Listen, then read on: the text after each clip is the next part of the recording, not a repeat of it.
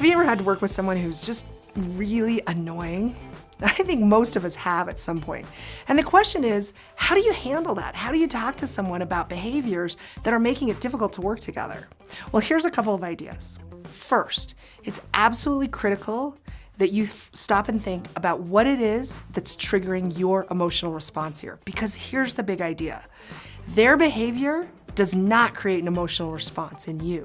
What creates those emotions, that annoyance, that frustration, that irritation, it's the stories, the judgments, the conclusions that you tell about that person's behavior. So you need to dig deep and understand, why is that behavior so irritating to me?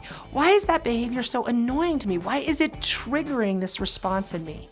Until you understand what stories you're bringing to the interaction, you're not going to be able to have an effective conversation.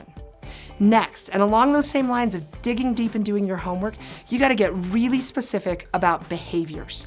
More often than not, when someone talks to me about someone that they find annoying, I will hear things like this.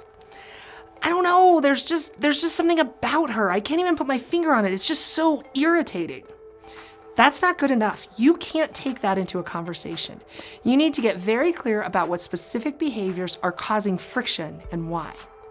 Finally, here's the really important thing.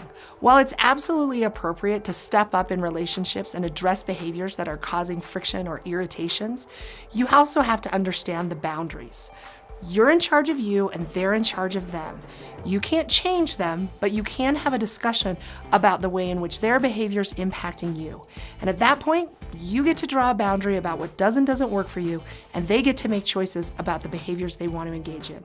So don't take on responsibility for changing someone. Just step up to the conversation and start a dialogue.